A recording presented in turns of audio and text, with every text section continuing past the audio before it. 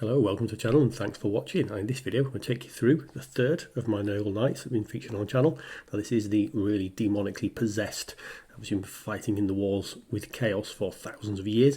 If you haven't seen the other two videos, you don't need to watch them for this one, but some of it will make a little bit more sense if you do.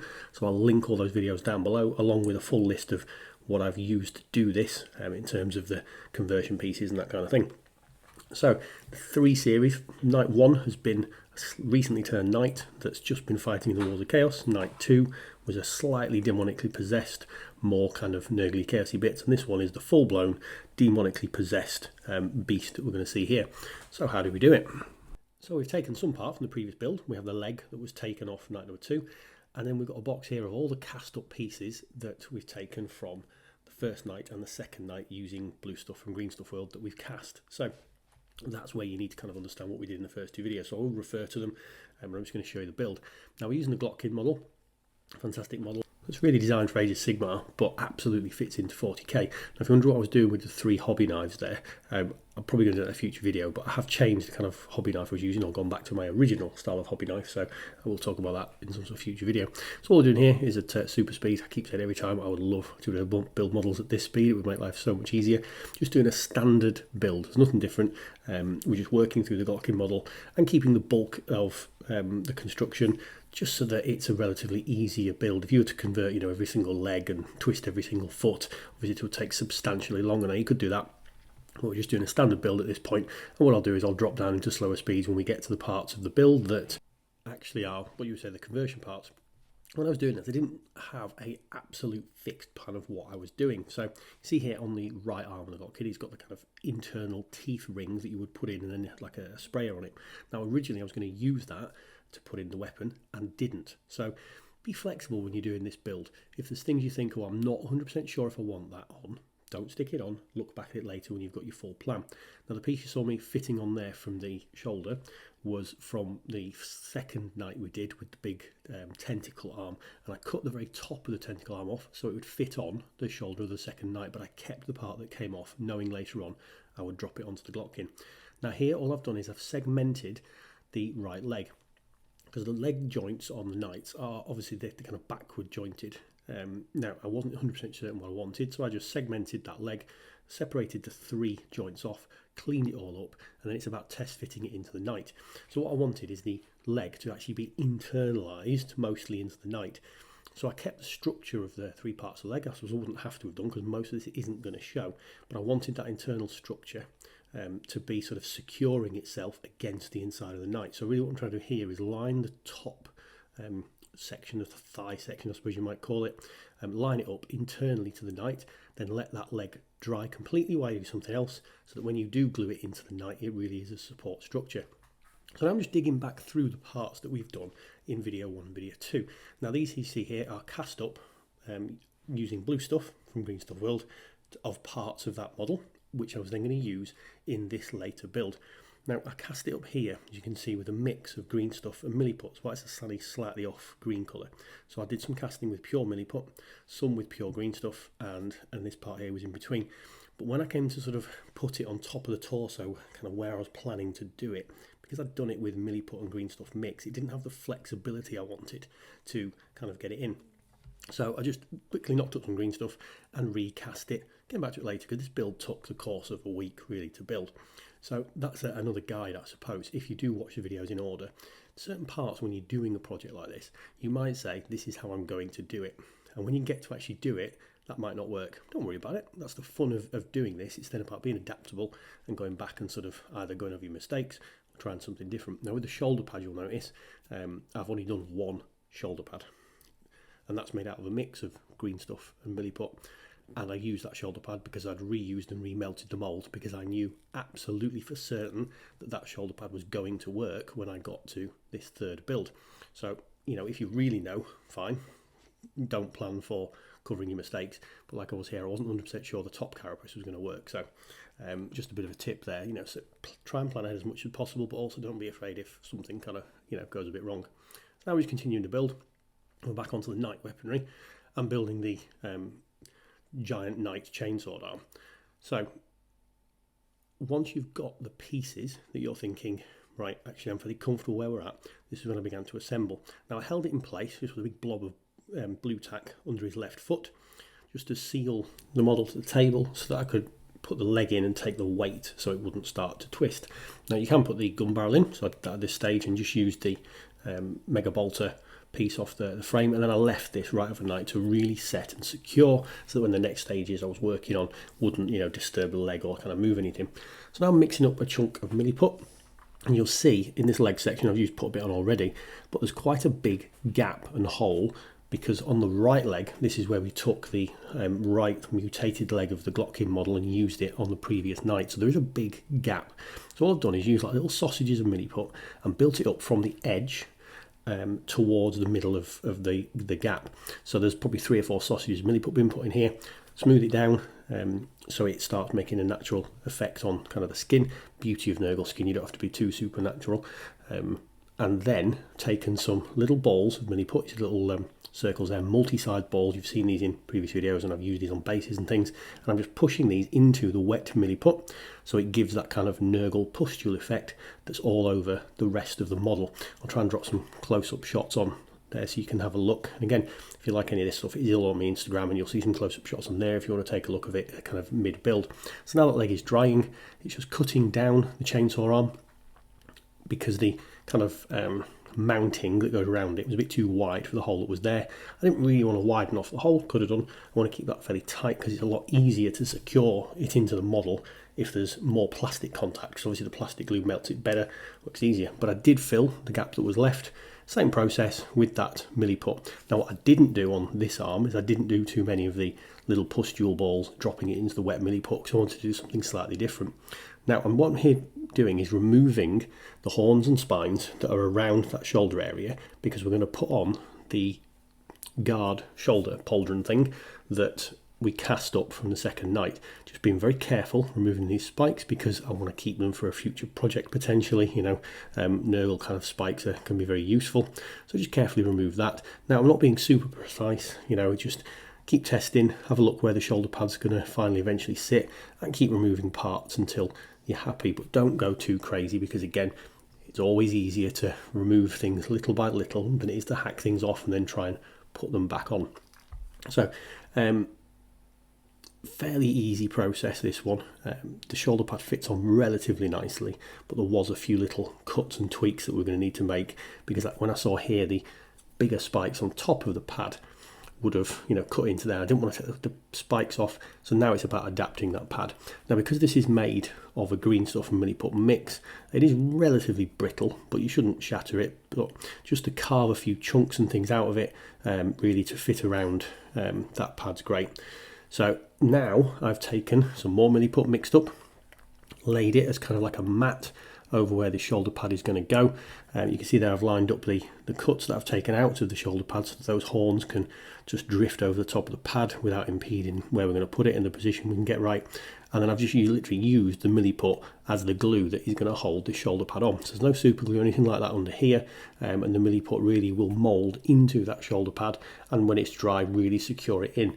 It's important to note I did put some water onto the milliput to start with, which will soak into the milliput and it will stick it to the shoulder pad. Now what you can't do if you're doing this kind of technique using milliput effectively as a glue is you can't then suddenly start, you know, painting the model in the next few hours, because one, the milliput's got to dry, it takes a while, but the other one is because I've put some extra water on, it will take the milliput even longer to fully cure. So as long as you're not going to paint it for a couple of days, you'll be absolutely fine. And you see here, all I'm doing then is pressing that milliput and making sure I like how it looks. Now when I've done the daemonic skin, I've tried to make it look, you know, fairly smooth, but the actual skin on the Glottkin model is dimpled, so this is an ideal time to practice doing your own kind of skin and moulding your own bits of model in. So a brilliant thing to be doing if you're going to do conversions. It looks like quite an intimidating build, this one, but it actually isn't that bad because nurgle is probably one of the most forgiving things to convert. I said this before, great first opportunity. So now again we're going to talk about the adapting of plans. So I moulded that top carapace part, you can see, and the intention was to flex and mould the whole thing onto the top of the Glottkin model. And when I came to it and I put the shoulder pad on, I thought I'm not 100% happy with how it's going to look. I actually don't think I need to use it. So I'm digging out the hobby knife here and just cutting out some of the vent sections of this top panel, and that's all I ended up using, and you'll see that later. And then I cut some of the tubes and things off the side panel as well. So now we're going back to all the spare parts that we've not used from previous kits. So I'm just gluing on here a leg armour panel from the Chaos Knight, and I glue on some Imperial panels that I've taken off weaponry from the Knights here. So really this whole build was planned from the beginning, broadly, as I said before, you know, plans do adapt, but planned from the beginning to take part from those first two Knights onto the Glottkin. And if you watch the first two videos, we cast up parts of the Glottkin when it was still on sprue to use on the first two Knights. So really, you could do this build without buying another Chaos Knight, but you would have to find some parts from somewhere to do it. So if you are building yourself a Knight army, particularly obviously a Chaos Knight army in this instance, it's worth planning ahead and really thinking about how you're going to do it. So in this, what I'm gluing on now is the front armour panel from an Imperial Knight we cast. And really this stage of the model is playing, messing about, working what you think looks right when you're assembling, and just having a bit of fun, really. I put on a lot less armour panels onto this model than I thought I was going to. I've got a WhatsApp group with a few mates that we talk about Warhammer and stuff on, and I kept sending pictures and with these armour panels blue tacked onto him, going, what do you think, lads? Is this too many? Is this not enough? How much armour should I go for? And the general consensus came back of keeping it kind of the less is more principle with this. So, you know, yes, you want to reflect that this guy was once a knight, and that the greater demons possessed it, probably possessed the pilot inside and then gradually absorbed the knight into its structure. We wanted to represent that, but didn't want it to be the dominating factor of it, and actually the demonic side was more important. So this is where we ended up with not as many armour panels on it as I planned. So I did cast up a few that I didn't even touch, which is fine. Now, didn't very often remove any of the pustules and nurgly bits off the skin of the model, but there were a couple on the side where we put some small armour panels on his side. We did take a couple off, and look, and that's fine. You just got to, as you're going, adapt and kind of, you know, decide how you want to continue and finish the build. So we're into the final stages of the, I suppose, mechanisation of the Glottkin model, and here's the panel that I cut out. So from that entire top panel that we cast, I'm just using one of the grills there, and even at this stage I decide, no, that's too big, it's, you know, not what I want. So really, all that casting work I did from the top torso of an Imperial Knight, and we've used a teeny tiny part of it here, and that's literally all we're going to use.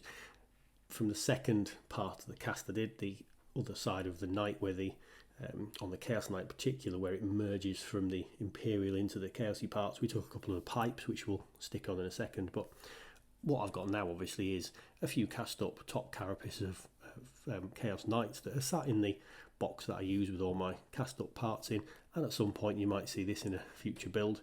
And actually the vents and things that were sticking on here are really nice, and I could see it fitting into scenery, I mean, those things, so nothing's ever wasted.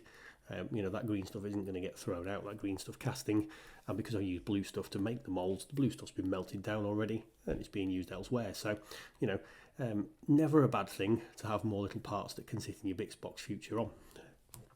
So I was really finishing off. You can see there we've put some milliput and things around those cast up parts on the top carapace, and now we're filling in the gaps and holes on the Glottkin where all the nurgle spikes and horns and things that go out would normally be. Now you could just put the horns and things on, that entirely up to yourself, but I thought there was just a few too many on here for it to be partly demonic. Now I cut up, which is the battle cannon barrel that comes with the Knight, and I was cutting that up, and I was going to put just sections of that barrel onto all the parts where the Knight has obviously mutated.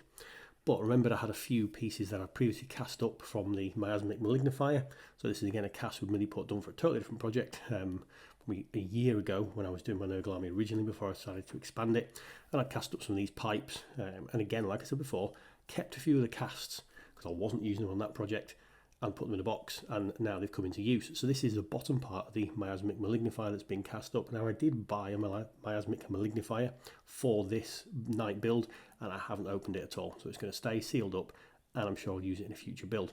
So we've got the this section I'm going to use on the back area where one of the big spikes is meant to be put.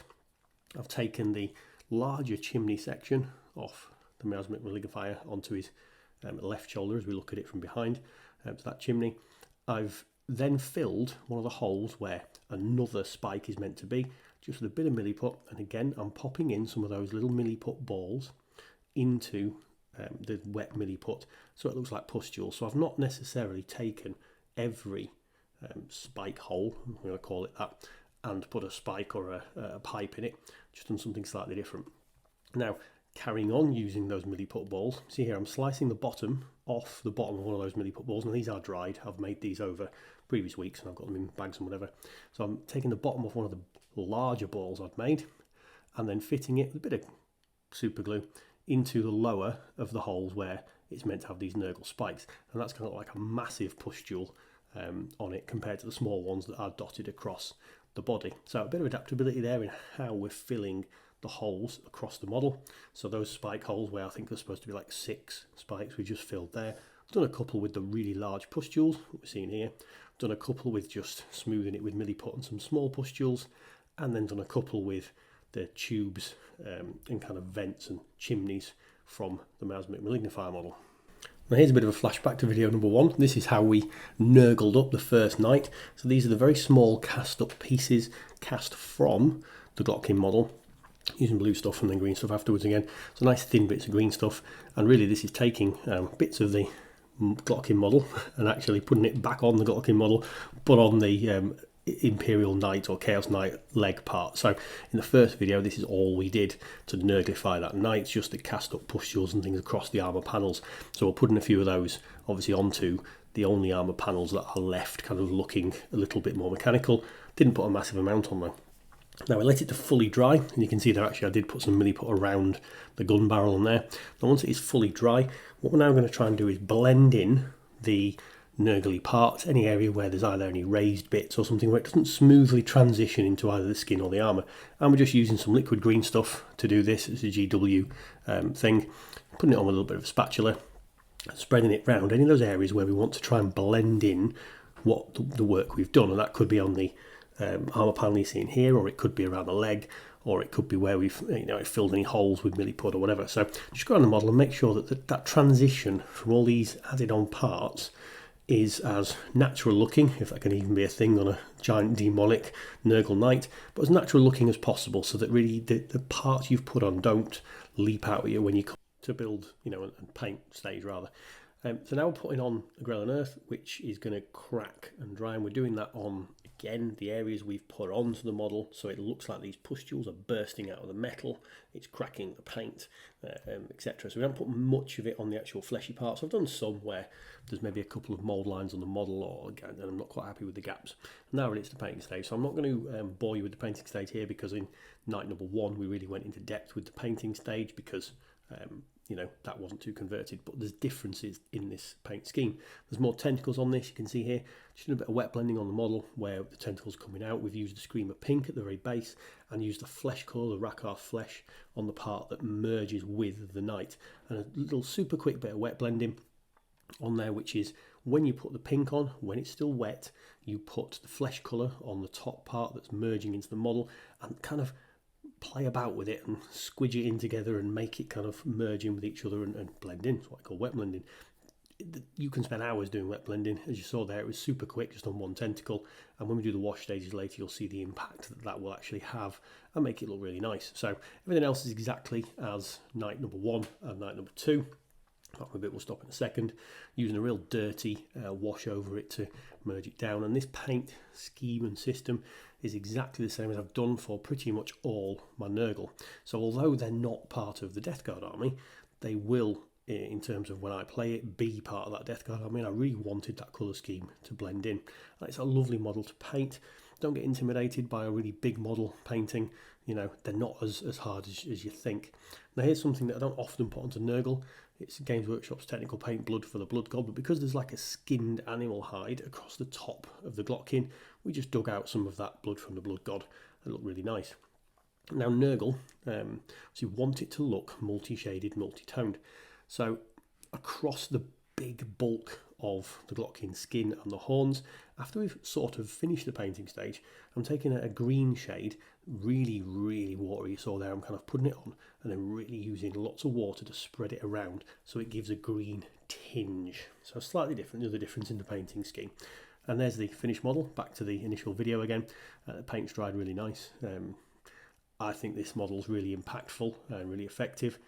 One point to note there, actually the leg armour on his left leg has moved from the original position I put it in, so even on this video I showed you putting it in one place, changed my mind through the build, and that's the beauty of Nurgle builds. So I hope you like that. There's the 3 knights, the 3 boys we've built. If you do like what I'm doing, like, comment, subscribe, follow along, all that YouTube jazz. Check the links down below for anything I've used in the paints and all that kind of thing. Find me on Facebook and Instagram, Adam's Hobby Stuff, and hopefully I'll see you on another video.